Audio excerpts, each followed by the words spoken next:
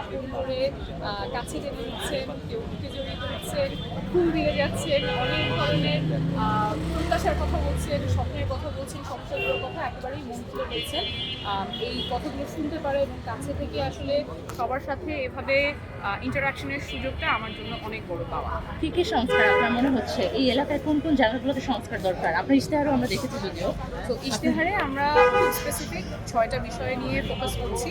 ওভারভিউটা হচ্ছে ঢাকা নয়, যদিও ঢাকার খুবই গুরুত্বপূর্ণ একটা অঞ্চল। এখানে সেবাগুলো সবসময় অবহেলিত থেকেছে। এখানে ট্যাক্সের টাকা 1 পয়সা কেউ কম দেয় না, কিন্তু আমাদের সেবাগুলো থার্ড ক্লাস দেখা গেছে। তো আমাদের যে সেবাগুলো পাওয়ার কথা, যেমন গ্যাস পাওয়ার কথা, রাস্তা, জলাবদ্ধতা, মশার উপযোগ, এই জায়গাগুলোতে সবসময় অবহেলিত থেকেছে।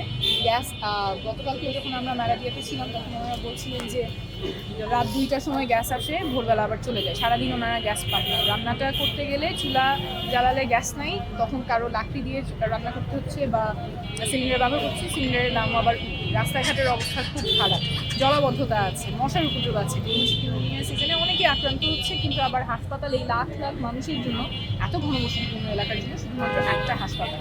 আমাদের ইশতেহারে এই সেবাগুলো, রাস্তা, তারপরে গ্যাস, জলাবদ্ধতা, মশা, এগুলো নিয়ে খুব সুনির্দিষ্ট পরিকল্পনা আছে।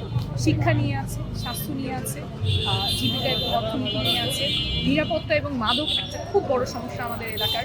সেই মাদককে কিভাবে আমরা ব্যাটল করবো সেটা নিয়ে পরিকল্পনা আছে এবং এমপির জবাবদিহিতা নিয়ে পরিকল্পনা আছে। কারণ একটা কথা আমরা বারবার শুনতে পাই যে বলছেন যে রাজনীতিবিদরা তো আসে, নির্বাচনের আগে আসে, তারপরে যে সমস্যা, এই গ্যাসের সমস্যা, রাস্তার সমস্যা, জলাবদ্ধতার সমস্যা, সেগুলো বছরের পর বছর ধরে একই আছে।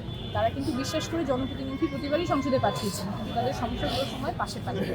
সেই ব্যাপারেও যেহেতু আমি পেশাদার রাজনীতিবিদ না, একেবারেই ঘরের মেয়ে, কী করে আমরা জবাবদিহিতা নিশ্চিত করবো? কোনো ভাই ভুটতে হবে না, কারোর মাধ্যমে আসতে হবে না, আমাদের এলাকায় স্থায়ী অফিস থাকবে এবং যে কেউ সমস্যার কথাটা বলতে পারবেন, জিনিসটা ফাইলে চাপা করে থাকবে না, একটু ডিজিটাল ড্যাশবোর্ডের মাধ্যমে আমরাই জানিয়ে নিব যে কোন পর্যায়ে আছে।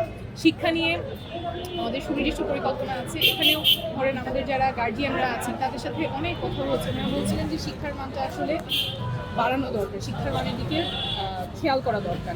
আগে যেমন অনেকেই বলছিলেন যে, একটা উদাহরণ নিয়েই বলছিলেন যে উপস্থিত বক্তৃতা আমাদের স্কুলে শেখাতো, এখন তো বাচ্চারা ওইভাবে চর্চাটা করতে পারছে না। তো আমাদের সন্তানরা যাতে সুযোগ পায়, একদম বিশ্বমানের শিক্ষার যাতে সুযোগ পায়। আমার কিন্তু একটা সুযোগ হয়েছে বিশ্বমানের শিক্ষা নেওয়ার। আমি আমার পরিকল্পনা রেখেছি যাতে করে বিশেষ করে তাল মিলিয়ে তারা চলতে পারে। আমার বড় স্কুলগুলোতে আমি